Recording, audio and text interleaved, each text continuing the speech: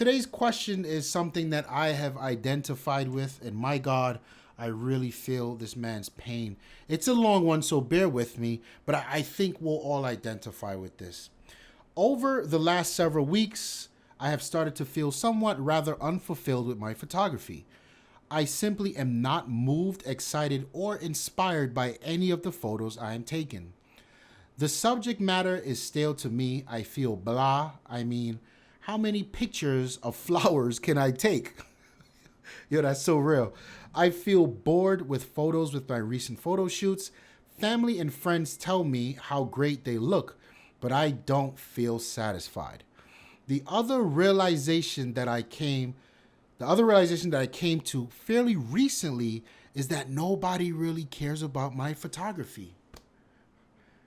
Yes, it's true. It should be a self-driven process.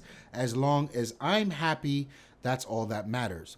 But I would love to be a part of a community where I get feedback on how to improve, get kudos, and so forth. I would like to feel that not only my photography inspires me, but maybe, just maybe, it may inspire someone else. Wow. Did I write this? My photos get maybe a handful of likes on Instagram and Facebook, and then people move on. I've tried to branch out, use hashtags and so forth, but I haven't really had much success. We live in a world where there is literally a bajillion and one photos taken every second. Of those, 3 million that are literally amazing photographs. But to break through, to get notified or to get noticed feels nearly impossible. Besides, every photo I see of the same subject matter I've taken seems to be done infinitely better by someone else. Damn, homie. Unfortunately, I feel like I have a very stable job that's pretty grueling, but I am happy with it. Photography is my outlet outside of my regular work. I'm not looking to make a career out of this, but just looking to make a really exciting, creative, and fun aspect of my life. I'm sure other amateur photographers have been in this slump before. How do you get through it? What suggestions do you have? I heard you got too late last night.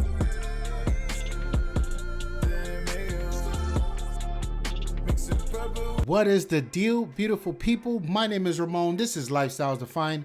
And on this channel, we talk about photography all day, every day. Today's video is an AMA. And if you're new here, you're not sure how this works, you leave your question in the comment section down below and we answer it in upcoming videos. My God, this is such a heartfelt question. I can feel the frustration and the longingness coming out of this message. I've been here. I've been here many times actually. I can honestly say I've been at photography for about 3.5 years, taking it seriously, learning, exposing myself to try to get better, exposing myself to what proper photography is and how to execute. 3.5 years, and I've been in this person's shoe. I might as well have written this letter 5 times. I swear to God. But I am still standing here today. And there are a few reasons for that. I think it's important to really understand, like you said at the end of your question, not only amateur photographers, all photographers go through this, be it amateur, intermediate, or what do you call it, enthusiast or professional. We all go through this, right? And you're not alone. And once you shake that feeling of being alone, and I'm not the only one that's there, that just raw disparity, I think you can open your eyes to a few things. This, my friend, is called the glass ceiling. You have ran smack dead into the glass ceiling. And what you need to do is you need to find some ways to break through. You need to find some ways around it. And I got some suggestions, but it's going to be hard work, and it's gonna get worse before it gets better. I've been here, and it's sometimes you just got to walk away from a little bit. You take a break, put your camera down, take a 2-month hiatus, take a summer off, take a fall off, spend some time, get your Xbox, play some Overwatch, go to the pool, go to the lake, but don't take any pictures. You know what I mean? Don't stay off of YouTube. Don't watch anything about photography. Sometimes you just need to detox and get it out your system, and then it'll just reignite just like that. This was kind of one of the first strategies I used when I hit that ceiling. As a street photographer in New York, after work is when I would do a lot of my best work. That's when I would be in the zone in street photography, and it'd be so amazing to me. And then when I hit this place where you are, I just sort of left my camera at home. I just, I would still go for a walk after work, but I left the camera at home. And slowly but surely, I would start to miss it, right? I'd be in a moment, I'd see something happen, I'd be like, that'd be a dope capture. And I'd go home feeling like, it would have been nice to have the camera, but I'll still push through. I'd still leave it home. And then it wouldn't be until I had enough of those moments where it'd be like, wow, that would have been a dope moment. I'm super inspired by seeing something differently. Because let's face it, perspective is something that's hard to develop. And perspective by nature is really retooling the way you look at something. And I'm not saying it's the normal way to look at something, the abnormal way, the usual way, the correct way, or the educated way. It's just retooling the way you look at it. But what happens when you look at it so many different ways? How do you gain another perspective? For me, that was leaving the camera at home. Right? And without my camera, I would see composition so much differently, sometimes so much better. And I couldn't wait to get home to grab that camera to try it out. Be like, whoa, what would happen if I did this? And that would kind of push me back into the fray and get me back into the swing of things. I might suggest switching the genre of photography that you do. Street photography is my first love, my main love, because it's so accessible to me. But there were times when it was just like, man, all my pictures look the same. There's these old ass buildings and people crossing the street. What the fuck is this, man? What am I doing? And when that happened, I just looked for something else to photograph. I went to portraits. I'd get some people out and take some portraits. And then when that was starting to feel stale, I'd go to product photography, and then I'd go to macro, and I would jump back around and around and around. And that this particular reason of trying to rekindle the flame for the passion is today why I'm so diverse as a photographer. I may not be the best street photographer, the best portrait photographer, but I can execute in any of those arenas. And this is because I push myself in another genre to keep the excitement going, to learn something new, have a new challenge. Another kind of related way that I push myself is I have many different cameras. And think of that first time you held your camera, that big question mark above your head, like, what the hell am I looking at? To me, every time I get a new camera, a new system, from Sony to from Canon to Sony, from Sony to Fuji, from Fuji to Olympus, like, it was learning it all over again. It was covering the basics, covering the exposure triangle all over again, thinking about composition all over again, thinking about storytelling all over again, using this new tool. So that again was another thing that kind of got me back into the swing of it. And it can be expensive, but it is another option, a more cheaper option of that. Get a new lens. If you shoot with a 24 to 70, buy a 70 to 210. If you shoot with a 50 millimeter prime, buy a 35, buy a 85, or get you a wide angle. Just look for the opposite spectrum of the focal length that you're most comfortable with, or just look for a focal length that does not exist in your kit today. And what that does is it forces you to retrain your eye and perspective and see the world differently. That could be used to jumpstart the rekindle the love. Find a friend who shares this passion with you.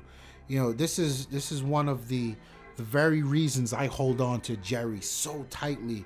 You know, when I first started taking photography seriously, Jerry had already been at it for 10 years.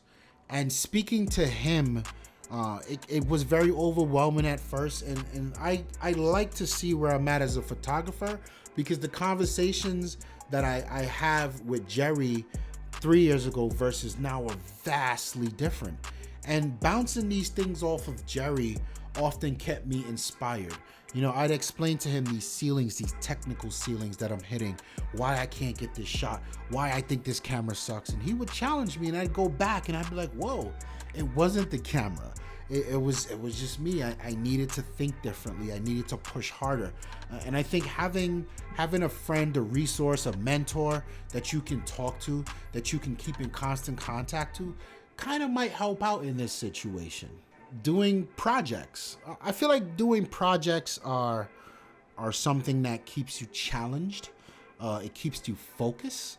I guess for the last year or so, I've just started the idea of projects. And right now I have about 2 projects that I'm trying to finish. And, you know, sometimes when I get bored, and it's like, no, stupid, get back to your project.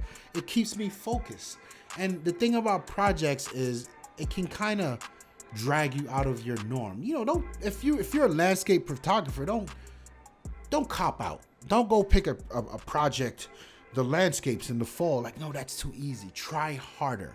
Try to incorporate like a model in your landscape. Try to tell a story in your landscape. Try to point out specific details in your landscapes. You know what I mean? Like, challenge yourself. And I think accepting a challenge is something that'll go a long way to keeping you inspired and keeping you in the know. There is this app that I stumbled upon. What is it called? Guru Shots. Is that what Guru Shots. So Guru Shots is this very interesting community where they've got these challenges up there, and they got a time limit to them, and you go out and you shoot, and then you upload your picture to the challenge group, and people give their feedback. People rate it, people like it, and I guess a lot of the challenges on there has like real prizes to it. So there's this kind of competitive nature, and it also inspires, money inspires anyone to do anything. So that's also dope about it. But I think my last point to you, or my last bit of advice, is retooling the way you look for validation. Validation is a very powerful thing, but I think it can also be harmful. And I get the point where you say, you just want to be part of a community where people give you kudos, like, yo, well done, or give some really good feedback. And I feel like you can find that anywhere. You can find that on Reddit. You can find that on Flickr. You damn sure ain't gonna find it on Instagram, so forget that. You can find it on Facebook.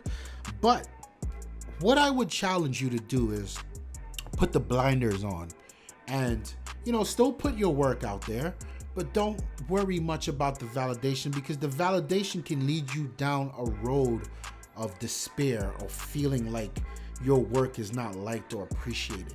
Never mind that. Just keep doing what you're doing. Focus on your projects, focus on your challenges, and don't so much focus on what people think of your work. Like you said, I think it's interesting because a lot of these, a lot of what I'm saying, and I think that's the interesting part on how powerful this feeling you're having is, and why it's so important to respond to this question. Your success can never be measured by the engagement you get on a piece of work, on social media or in a gallery or on the street. It doesn't matter. Your success should always come from your level of accomplishment when you executed on a particular image or product. Or project. Sorry, that's your success. Yeah, the likes are cool. Yeah, you want to see people on Instagram. Yo, fam, this is dope, son. Yeah, 50 flame emojis, my guy. We all want to see that, but it doesn't mean you should stop being you. You should stop showing the world from your perspective. But shameless plug, we do have a Facebook group. The link is always in the description below. If you want to come through and hang out with us, there's a lot of people in there, and people always sharing their images and always got some great feedback. So you're welcome to come join the LD Familia. I hope you enjoyed this video. I hope it was very helpful to you. I hope you get out of this mood in a very quick time. You got to get back out there and get to work. If you like the video, like it. If you haven't subscribed to the channel, please subscribe. And here are 2 videos that you might like. My name is Ramon, and I'm out of here. Peace.